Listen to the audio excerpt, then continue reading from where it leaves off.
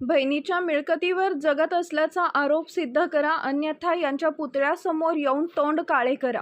भवानीसिंह घोरपडे यांचे डॉक्टर संजय पाटील यांना खुले आवाहन. बहिणीच्या मिळकतीवर जगत असल्याचा केलेला आरोप डॉक्टर संजय पाटील यांनी सिद्ध करावा, अन्यथा कुरुंदवाड येथील छत्रपती शिवाजी महाराजांच्या पुतळ्यासमोर येऊन स्वतःचं तोंड काळं करावं, असं आवाहन श्रीमंत भवानीसिंह घोरपडे यांनी पत्रकार परिषदेत केलं. डॉक्टर संजय पाटील यांनी भवानीसिंह घोरपडे हे त्यांच्या भगिनीच्या मालमत्तेवर उदरनिर्वाह करत असल्याचा आरोप केला होता. या आरोपाचं खंडन करण्यासाठी आयोजित पत्रकार परिषदेत श्रीमंत घोरपडे यांनी आपली भूमिका स्पष्ट केली. यावेळी त्यांच्या भगिनी मीनाक्षीताई कदम बांडे पाटील यांनी लेखी पत्राद्वारे स्पष्ट केले की भवानीसिंह घोरपडे यांनी माझी कोणतीही मिळकत घेतलेली नाहीये, तसेच माझ्या कोणत्याही मालमत्तेवर ते उदरनिर्वाह करत नाही. हे पत्रकार परिषदेत सादर करण्यात आले. पत्रकार परिषदेत पुढे बोलताना घोरपडे म्हणाले की ज्यांनी SK पाटील बँक बुडवून ठेवीदारांचे पैसे लुबाडले, त्यांनीच आज आमच्यावर निराधार आरोप करण्याचा प्रकार सुरू केला आहे. दत्तवाड जिल्हा परिषद मतदारसंघात पराभव झाल्यानं ते वैफल्यग्रस्त झाले असून बेताल वक्तव्य करत आहेत. जर त्यांना असेल तर त्यांनी प्रथम ठेवीदारांचे पैसे परत करावेत आणि त्यानंतर आमच्यावर टीका करावी, असं सांगत श्रीमंत घोरपडे यांनी पुन्हा आवाहन देत संजय पाटील यांनी केलेला आरोप जर सत्य असेल तर मी माझे तोंड छत्रपती शिवाजी महाराजांच्या पुतळ्यासमोर काळे करून घेण्यास तयार आहे. उलट त्यांनीच माझ्या तोंडाला काळं लावावं. जर आरोप सिद्ध करता आले नाही तर त्यांनी स्वतःचं तोंड काळं करून घ्यावं, असं श्रीमंत घोरपडे यांनी सांगितले आहे.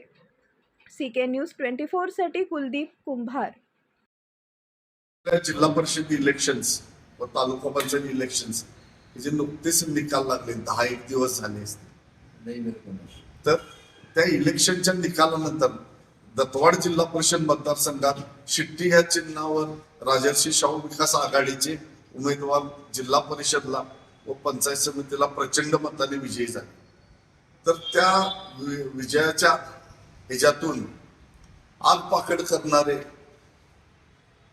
जे 3 नंबरला उमेदवार होते, त्यांचे सासरे ऑनरेबल संजय पाटील साहेब डॉक्टर यांनी अनेक आरोप नंतर सुरू केले. तर त्यांनी एक परवा रील टाकला ह्याच्यावर, इंटरनेटवर, फेसबुकवर, आणि त्यात त्यांनी असं सांगितलं की आम्ही आमच्या मोठ्या बहीण सन्माननीय मीनाक्षी देवी राजवर्धन राजे कदम बांडे, ज्यांना तोरखेड संस्थांमध्ये दिले आणि त्यांचं वास्तव्य धुळ्यात आहे, त्यांच्या जमिनीवर मी कब्जा घेऊन त्यांच्या जमिनीवर मी जपतोय, गुजारा करतोय, असं त्यांच्या रील मध्ये दिसलं. तर ते आमच्या भगिनींना कळालं.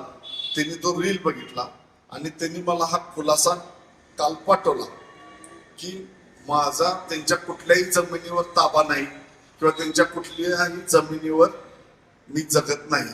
माझ्या आई वडिलांनी जी माझ्यासाठी सोडल्या, माझ्या काकांनी जी जमीन सोडल्या, दत्तवाड संस्थान असेल, त्याचे जे ठाणी आहेत कर्नाटकात, गुजरातमध्ये असतील, महाराष्ट्रात असतील, तर त्याच्यावर आमचा गुजारा चाललाय, घामाच्या कष्टाच्या शेतीच्या पैशावर. आणि त्यांनी मला एवढा काय स्वस्त समजू नये की बहिणीच्या जमिनीवर मी कशाला गुजारा करू.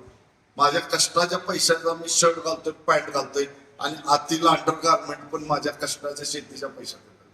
ज्याने आरोप केले त्यांनी विचार करावा, आपण स्वतःची पात्रता ठरवावी.